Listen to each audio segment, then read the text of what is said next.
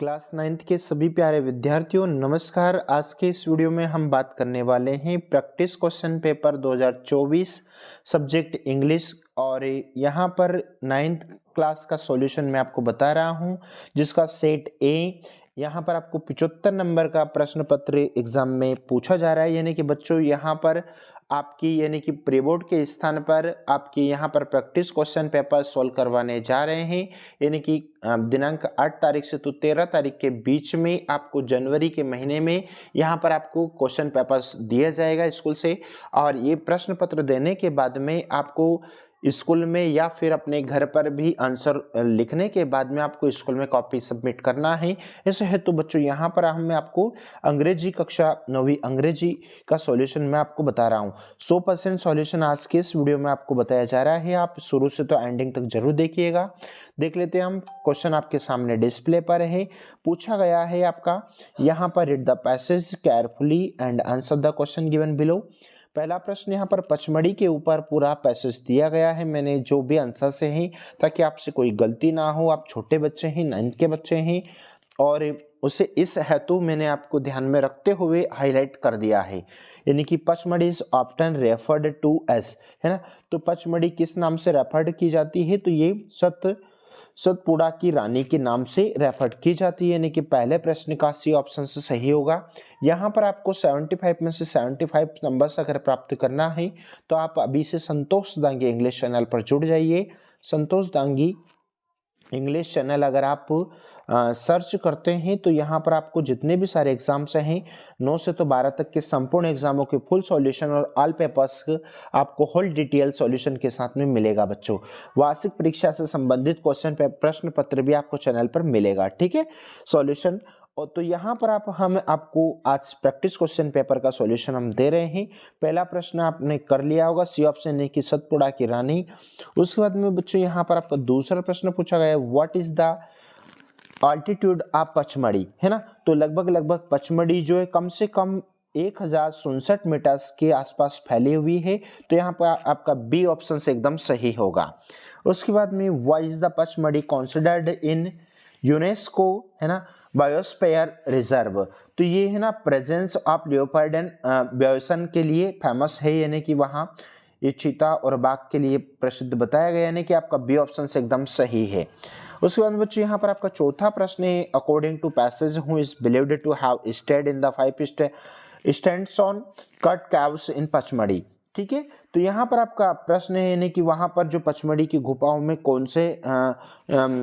कौन रहते थे? तो पांडवों की गुफाओं के बारे में वहाँ पर एक्सप्लेन किया गया है।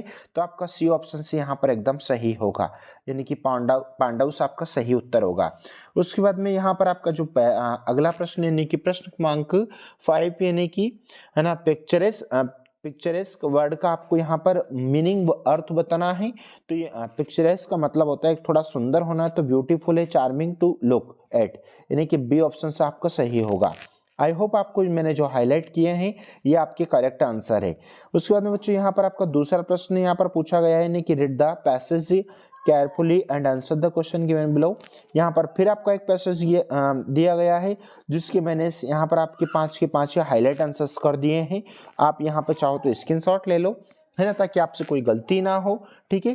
पहला प्रश्न है, people might be scared of tigers and sharks when they are young. तो आपका बी ऑप्शन से सही होगा ना, because they are big and powerful. उसके बाद में दूसरा प्रश्न, what is the primary source of nutrition for male mosquitoes. तो प्लांट नेक्टर, आपका बी ऑप्शन से सही होगा, हाईलाइट कर दिया है। तीसरा प्रश्न है आपका, why can mosquitoes easily transmit disease from one person to another. तो आपका सी ऑप्शन सही होगा ना, because they bite many people in their life time.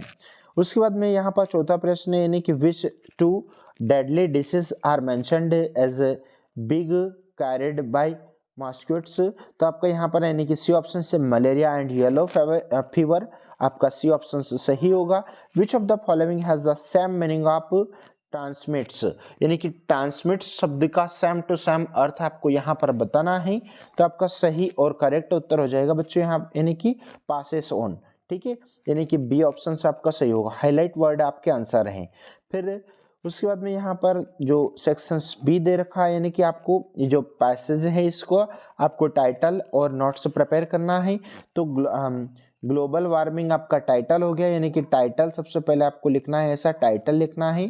Title में लिखना है आपको ग्लोबल वार्मिंग, है ना। और उसके बाद में पॉइंट्स में आपको नोट्स प्रिपेयर करना है। इसके जो मेन कीवर्ड है, मेन कीवर्ड को आपको नोट्स में प्रिपेयर करना है ना। पूरे पैसेज से मेन कीवर्ड आपको नोट्स में प्रिपेयर करना है। चलो बढ़ते हैं बच्चों आगे। आपका प्रश्न नंबर 4, ठीक है, यानी कि आपको यहाँ पर प्रश्न नंबर 4 में बुक बैंक का एप्लीकेशन लिखना है, जो कि मैं आपको वीडियो के अंत में डिस्क्रिप्शन बॉक्स में लिंक डाल दूंगा, तो वहां से आप ये वाली एप्लीकेशन से नोट कर लीजिएगा, ठीक है। उसके बाद में बच्चों यहाँ पर आपका अगला जो प्रश्न है, यानी कि लेटर लिखना है, congratulation him on success in the examination, यानी कि ब्रिलियंट सक्सेस के ऊपर लेटर लिखना है। तो ये वाला क्वेश्चंस दोनों में से एक करना है, तो लगभग इसका भी मैं लिंक, है ना, चैनल के अंत में डाल दूंगा, ताकि आप ये भी आराम से कर लीजिएगा।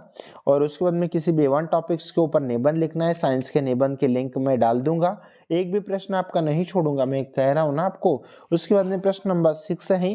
प्रश्न नंबर 6, पिक्चर को देखने के बाद में आपको लगभग पैराग्राफ लिखना है। पिकनिक पर एक फैमिली गई है, और उसके बाद में यहाँ पर मैंने आपके लिए कुछ पॉइंट यहाँ पर ऑलरेडी लिख दिए हैं।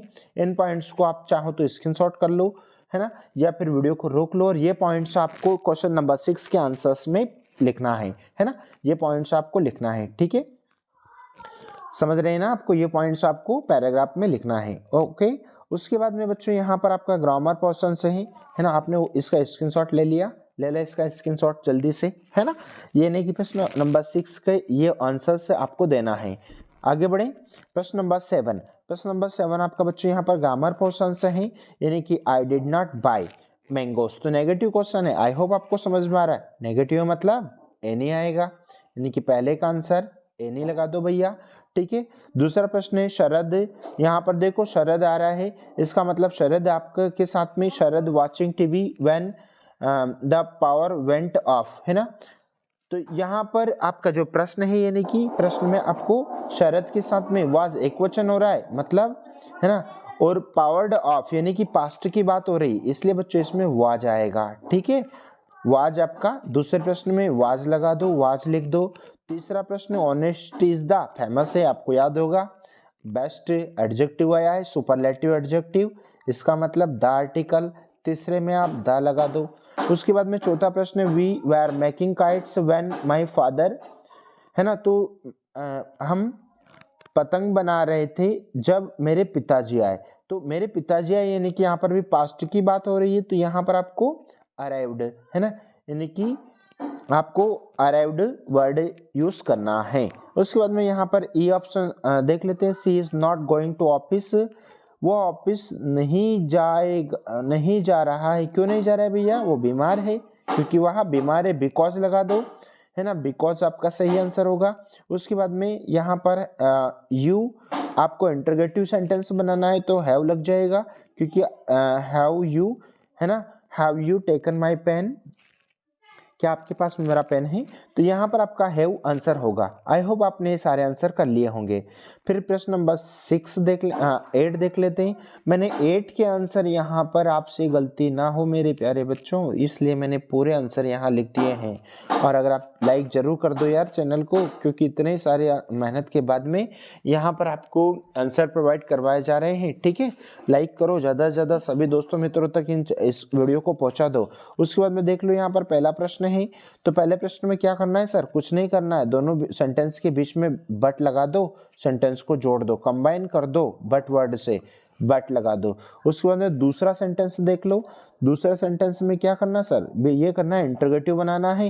तो ये जो सेंटेंस है आपका प्रेजेंट इंडेफिनिट है, तो इंटरोगेटिव बनाने के लिए मैंने क्या सिखाया है? पहले यानी कि सब्जेक्ट के पहले आपको हेल्पिंग वर्ब यूज करना है कि does Pramod sell toys in the market, और क्वेश्चन मार्क, ये पहले दूसरे का आंसर।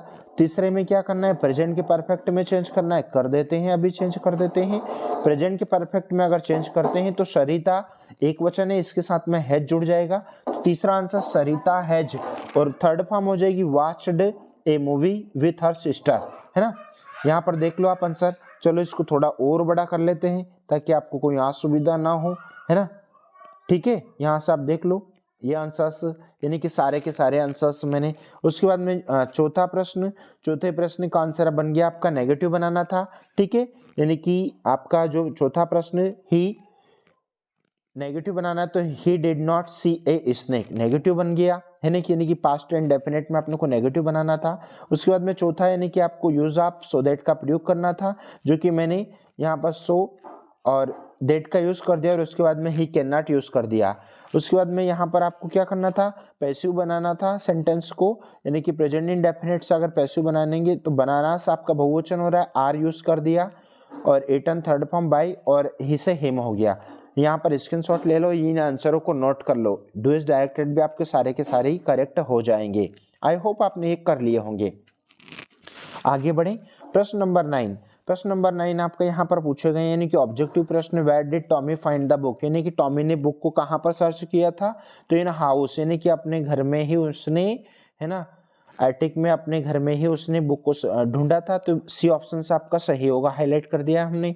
उसके बाद में देख लो यहाँ पर बच्चों आपका पृष्ठ क्रमांक 2, what does the poem the road not taken speak about, the road not taken में क्या बोला गया है, about the choice made by प्यूपिल, यानी कि मार्ग है, उस 2 मार्ग में से कोई 1 मार्ग से प्यूपिल को चूज करना है, यानी कि डी ऑप्शन से आपका सही होगा।